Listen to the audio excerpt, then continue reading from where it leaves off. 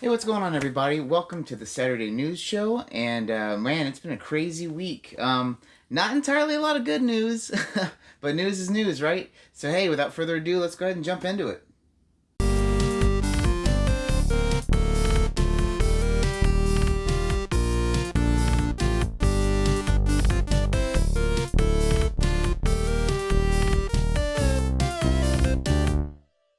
Hey, real quick, before we get started, I just want to remind everybody that we are still doing the Ni no Kuni giveaway for all of the month until the beginning of February. So if you're subscribed, you're going to get 5 extra entries, and every like and comment that is has your name attached to it for this month up until February on any of my videos is going to give you extra entries, as well as the link in the description below, which I will have. Also, if you want to see what's in that bad boy, I did a video about it. Check it out. It's really cool, so you get to see what you're going to be getting. Anyway, without further ado, back to your regular scheduled programming. Hey, so the first thing we need to talk about is Blizzard and this whole Warcraft 3 Reforge situation. Wow. When you mess with a beloved franchise, like I guess has happened here, the backlash is swift and instant. I mean, whoa. If you look at the user rating, it's like a 0.5 right now. It's insane. To be honest, to be fair, I've never played any of the Warcraft games, World of Warcraft or the Warcraft series. I know they're different. One's an MMO and one's a strategy RPG. But, man, so when this game got released, apparently there's been huge, bugs, disconnects, all sorts of crazy stuff. And, I mean, it just put everyone in an uproar. I mean, what should have been as simple as maybe even a reskin, or, you know, just something like that, just keep the mechanics and do a reskin, has totally been botched. Wow, there's actually been trouble with the UI, according to some players. And another thing that's really wild, and this is kind of something that I think Bethesda pulled at one point. Basically, in this game, you can make your own custom game types and maps and everything.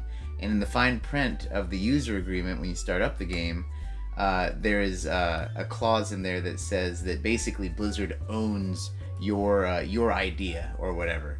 Yeah, it's made the fan base extremely unhappy, and what's worse is apparently the infrastructure for this game actually ties back to the original version as far as online. So these same disconnects are happening all the way across the board.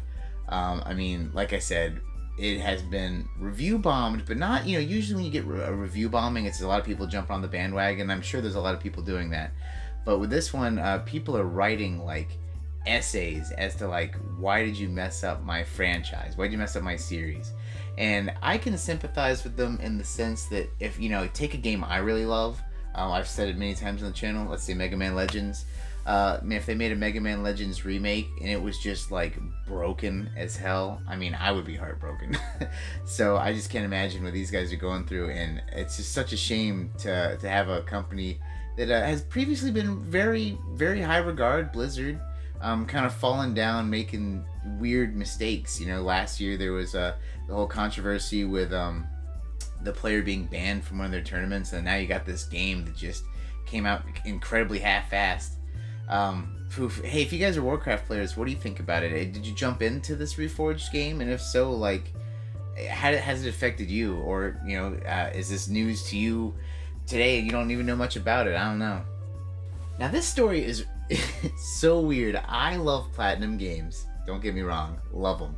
I think it's weird that they're getting some funding from Tencent. I don't like Tencent. But this is such a strange story. A lot of people have been wanting the game Wonderful 101 ported over to the Switch from the Wii U. Now, actually, I just got the Wonderful 101, not but 3 days ago. I keep hearing good things about this game, have not had a chance to play it, so I very much apologize. But I've always heard really great things about this game, and I saw it at a GameStop. I've actually been kind of on the lookout at GameStop, because I know GameStop sells it for like $10 or something, or maybe even less. I think it might have been $5. I had seen it a few times, but it didn't have the art or didn't have the book, so you know me. I waited. Anyway, so the game came out. I finally got it, but apparently it had a huge kind of a cult following. It wasn't a system mover, but it had a cult following on the Wii U. And there's been a cult demand to get it on the Switch. Now, from what I understand, the Nintendo offered to do the publishing and everything and get it on the Switch, but Platinum Games wanted to do the publishing in-house, and they set up a Kickstarter, which is wild. I've had some weird interactions with Kickstarter. But anyway, they actually only had a goal of 50,000 to get it to the Switch, which to me says that they've already done all the groundwork. They've already ported this game over. They're just looking for the money for cartridges, I assume. But here's why they did it and why they didn't go the Nintendo route. The stretch goals were getting it on PC and getting it on the PS4. Now, obviously, if Nintendo's backing this thing, they're not going to be like, oh yeah, come on over. And by the way, go ahead and put it on PS4 too. They're not competition or anything. So that's why they did this Kickstarter. It's just very strange to see such a big company do that. I don't know if maybe they did it to maybe drum up, like some talk. I mean, heck, we're talking about it right now. But I mean, maybe they're feeling out, do people really want this game to be ported to the Switch or the other systems? Either way, it destroyed their $50,000 goal, and as of recording this, they're over $1 million. I think they're actually over $1.5 million. And all sorts of stretch goals are getting hit and getting met. They also said, and this is really important to note, they also said that the Kickstarter, there's of course all sorts of tiers, soundtracks or whatever, different things you can get with the Kickstarter. One of them is really funny. Hideki Kamiya will actually block you on Twitter, which he's kind of known for. But anyway, they did note that the Kickstarter version of the game has a specific Kickstarter version slipcase. So that to me makes me think that there will also be a retail version as well, since they kind of really specified there will be a non-retail version slipcase, where it's like, well, maybe that means, what you gotta read into that. But anyway, as it sits right now, the Kickstarted version is, I think it's around $41 if you want to get a copy of the game. Normally, I would jump on something like this, although I still need to kind of play it on the Wii U to make sure that, I'm sure if the cult following is huge, I'm sure it's a great game. So there's no doubt in my mind. Plus, it's Platinum Games. I mean, come on. But the reason I think I'm personally gonna pass on backing this one is the same thing that happened with me and Bloodstained. I love Bloodstained a bunch. It was a great game. I'm glad I kickstarted it. I'm glad I backed it. The problem that I have with it though is I backed it and it was fantastic, but then when it went to retail, you could pick it up at Best Buy and get a steelbook case that was awesome, that was not available to backers, for free, and it was the same price. Like, granted, I backed the dream, like I backed the game, so it's like I wanted this thing to exist, and that's why I did it, and that's the real reason why I did it. But after seeing that, and with a game that I'm not as attached to, I think I'm personally going to wait for the retail version. But what do you guys think? Is Wonderful 101 on your radar? Is that something you would rebuy for the Switch or even the PS4? And if so, is it something you're going to kickstart or not kickstart? By the way, I think it comes out in like April of this year, so I mean, they're well on their way to being ready to be at your house. Now, we got to talk about this Animal Crossing for the Switch. I'm gonna make an admittance here. I have not played any Animal Crossing game. They look really cool. It kind of reminds me of like a Harvest Moon type thing. I mean, I know about them. I'm not like ignorant to the game itself, but I just personally haven't played one. I was actually thinking about dipping my toes in with this Switch version. There's two things to note though. I'm gonna go over the cool thing first. Holy crap, that collector's edition console looks amazing. I love the turquoise and the blue. Like, gosh, it looks great. And by the way, you can, if you want just the Joy-Cons, they are available in Japan. There will be. So, you might need to import them if you want a set. I'm on the fence if I'm going to do it or not for Christmas. I got the orange and purple Joy-Cons, which I'm in love with. But those are so awesome. I may or may not do it. And, I'm actually hoping that they just make a US release of those. But that aside, there is, once again, huge gaming controversy about this game. It turns out that, so this makes sense to me. If you're an Animal Crossing person, you already know this, but if not, Animal Crossing is kind of like a Harvest Moon type game where you have your world, right? Your world. And you create it and you do this, that, and the other. Now on the GameCube, of course, where it started, it's easy to just have your memory card. You could swap it out, bring it to a friend's house, continue your game, make multiple saves. Of course, the scary part about this on Nintendo's end, I guess, is you could manipulate the time clock and change things in the game by kind of going back and forth through time or whatever. Which in a non-competitive game, does it really matter? I mean, it's your experience. You're going to do what you want. I mean, it's, but they're not taking any leeway with this version.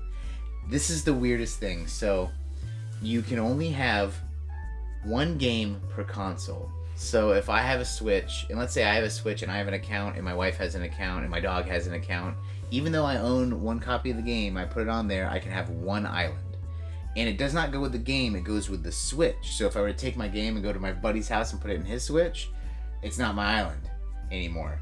Now, that's not all. Let's say, let's get past that. Let's say that I'm fine with that and I have 3 copies of the game. One for me, one for my wife, one for my dog. One island, one Switch. Doesn't matter how many games I own, doesn't matter what. So now, if I want a separate island, I need a separate Switch. So let's say I'm cool with that. Now I have a Switch Lite and regular Switch. My island's on the Switch. My wife's island's on the Switch Lite. What happens if I want to flip-flop that? Or what happens if I'm playing on the Switch Lite and I'm like, man, I'd like to play this game on the TV.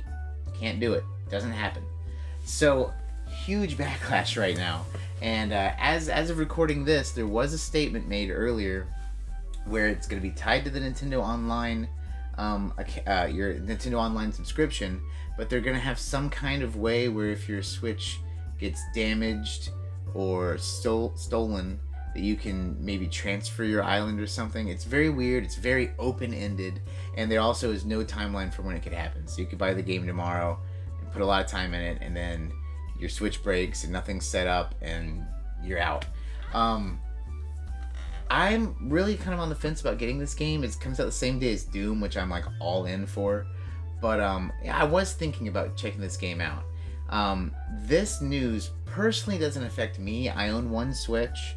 It's a regular Switch, so I don't need to worry about, I want to play it on the TV. I will play it on the TV when I play it on the TV.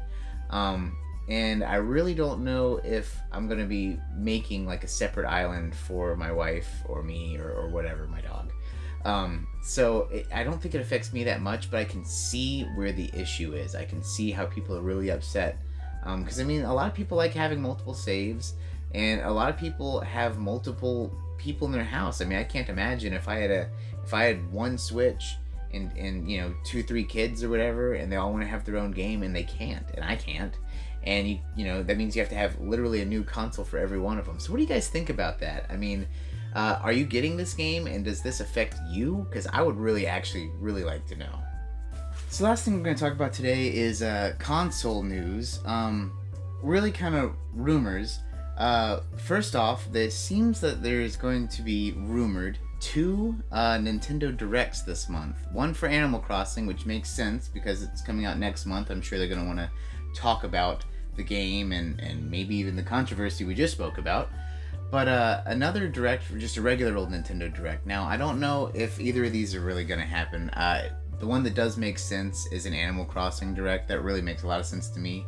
But usually around this time, we do have a regular proper Nintendo Direct. And there are a lot of games that aren't really, announced. And this year feels kind of empty compared to last year. And I'm not saying that it is empty. I'm just saying that they haven't told us what's in it yet. So, it's really interesting to think that these 2 will happen, and I'm pretty sure that if they do happen, it'll probably be in order of the Animal Crossing one followed by the regular one. I don't think it would be vice versa, just because they're going to want more time to let the Animal Crossing kind of knowledge soak in since it does release next month.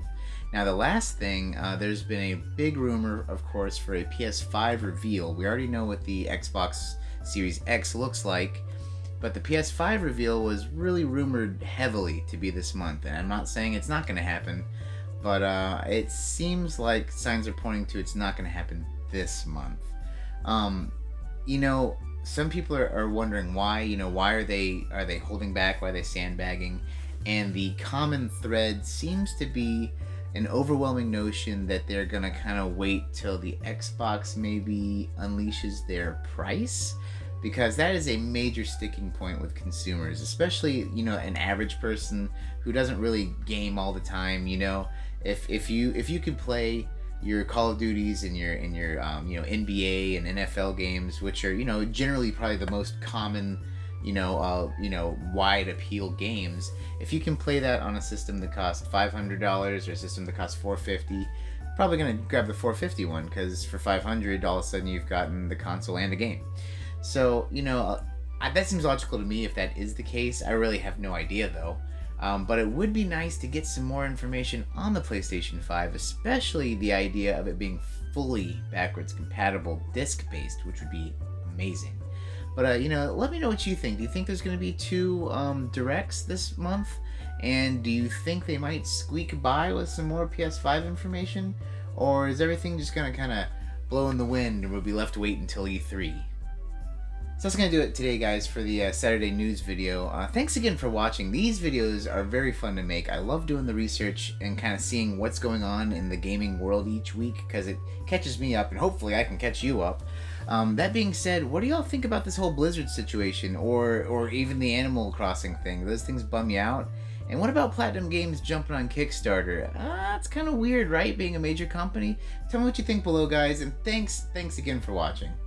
Leave a like or a dislike if you liked or disliked the video, and if you haven't subscribed, please subscribe. It's so cool to watch these numbers jump up. I think I got a cool idea for the 300 subscribers video, so be looking out for that. And hey, as always, take it easy.